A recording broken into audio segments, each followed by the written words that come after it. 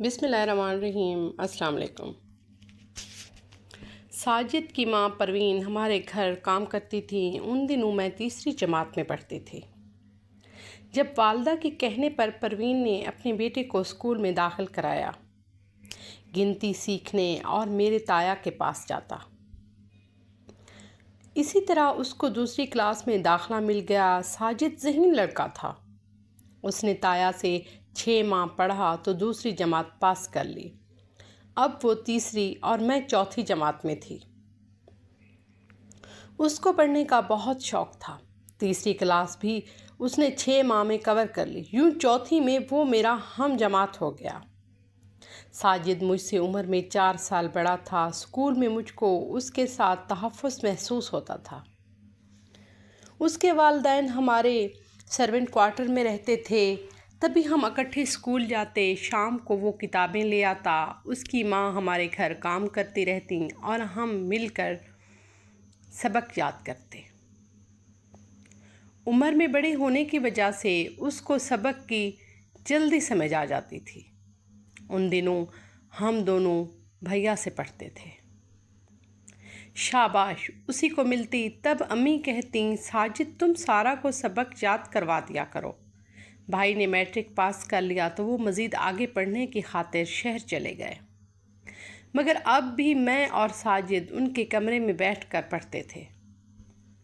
ان دنوں میری عمر 9 سال کے قریب ہو گئی۔ اتنی معصوم تھی کہ دنیا کی باتوں کا کوئی علم نہ رکھتی تھی۔ ساجد 13-14 برس کا تھا، کیونکہ وہ ہمارے گھر کے بچوں کے ساتھ کھیل کود کر بڑا ہوا تھا۔ تبھی میری والدہ اس کو اپنے بچوں جیسا سمجھتی تھی اور اس سے کہتی تھیں، ساجد اسکول میں تم سارا کا خیال رکھا کرو، یہ چھوٹی ہے، اس کو دوسرے بچے تنگ کرتے ہیں۔ ان دنوں ہمارے گاؤں میں 2 اسکول تھے، ایک پرائمری اور دوسرا سیکنڈری۔ دونوں میں لڑکے اور لڑکیاں ساتھ پڑھتے تھے۔ جب ہم نے 5ویں پاس کر لی تو سیکنڈری اسکول بھی ساتھ جانے لگے۔ وقت تیزی سے گزرتا گیا۔ 7ویں میں ہم سیانے ہو گئے تھے۔ اب جب ہم تنہا ہوتے تو ساجد مجھ سے کچھ دوسری طرح کی باتیں کرتا۔ ان باتوں کی وجہ سے میں پریشان ہو جاتی۔ تاہم ان باتوں کا ذکر کسی سے نہ کرتی، کیونکہ وہ کہتا تھا کہ کسی سے مت کہنا، ورنہ تمہاری امی تمہیں اسکول سے اٹھا لیں گی۔ میرا کیا ہے، میں تو اپنے چچا کے گاؤں بھاگ جاؤں گا۔ یہ دوسری قسم کی باتیں پیار، محبت اور شادی سے متعلق ہوتی تھیں۔ میں ساجد کے ہمراہ تحفظ محفوظ کرتی تھی اور اس کو ایک پناہ گاہ سمجھتی تھی۔ نہیں چاہتی تھی کہ وہ مجھ کو چھوڑ کر کہیں چلا جائے، اس لیے اس کی اوٹ پٹانگ باتوں کو برداشت کر لیا کرتی تھی۔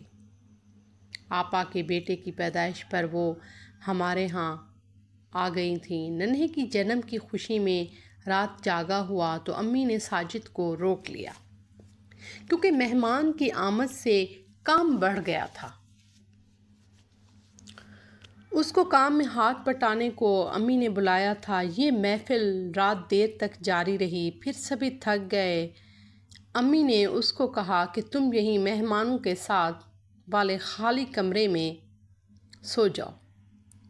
یہ بھیا کا کمرہ تھا جو خالی پڑا ہوا تھا۔ اسی رات میں اور ساجد جاگتے رہے۔ ہم نے بھیا کے کمرے میں بیٹھ کر خوب ساری باتیں کی، کیونکہ میری نیند اڑ گئی تھی اور اس کو بھی نیند نہیں آ رہی تھی۔ ان دنوں مجھ کو کبھی بھی یہ احساس نہ ہوتا کہ یہ ہماری ملازمہ کا بیٹا ہے، میرا اس کا کوئی میل نہیں ہے۔ حالانکہ ہمارا ذمہ گھرانہ تھا اور ملازموں سے بہت فاصلہ رکھا جاتا تھا، لیکن ساجد کی بات الگ تھی۔ جب اس کا جنم ہوا ان دنوں بھی ان کی ماں ہمارے سرونٹ کوارٹر میں مقیم تھیں اور یہ ہمارے جدی پشتی خدمتگار تھے۔ ابھی میری پیدائش نہ ہوئی تھی اور وہ دودھ پیتا بچہ تھا۔ तब उसकी माँ उसको साथ लाई और हमारे घर कपड़े के झूले में लटा देती। हमारे घर पला बड़ा था। वालिदा उससे प्यार करती थीं और अपने बच्चों जैसा जानती थीं। रात जागे वाली शब जब हम दोनों ने भैया के कमरे में रात बिताई तो उस शब पहली बार कम उम्री के बावजूद मैं मोहब्बत के जज्बे से आशना हुई और उसने मुझसे वो बातें कहीं जो ज़िंदगी में यादगार बन जाती हैं। यूं फटने तक हम जागते रहे। फिर मैं वहाँ से उठकर अपने कमरे में आ गई थी। उन्हीं दिनों मुझको अपनी खूबसूरती और दिलकशी का शिद्दत से एहसास हुआ।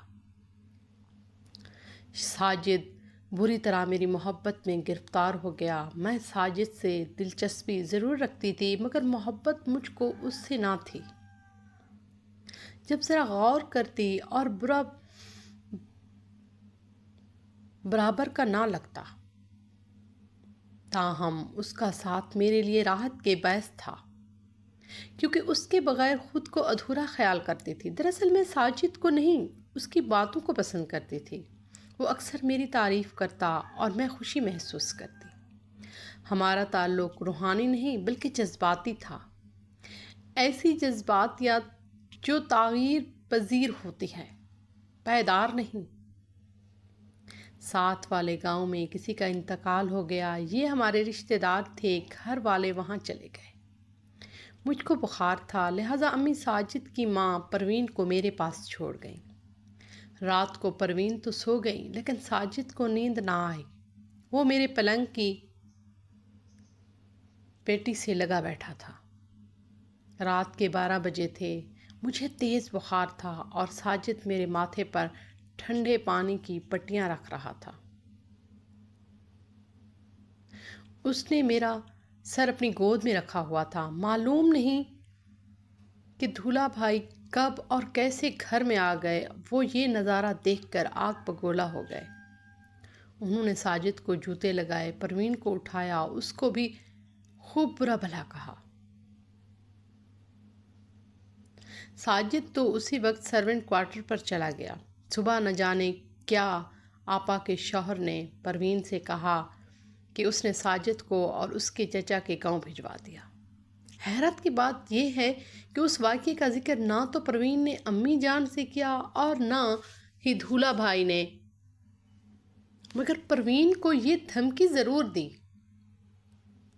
कि अगर मैंने तुम्हारे लड़के को इधर देख लिया तो उसकी गर्दन कटवा दूंगा।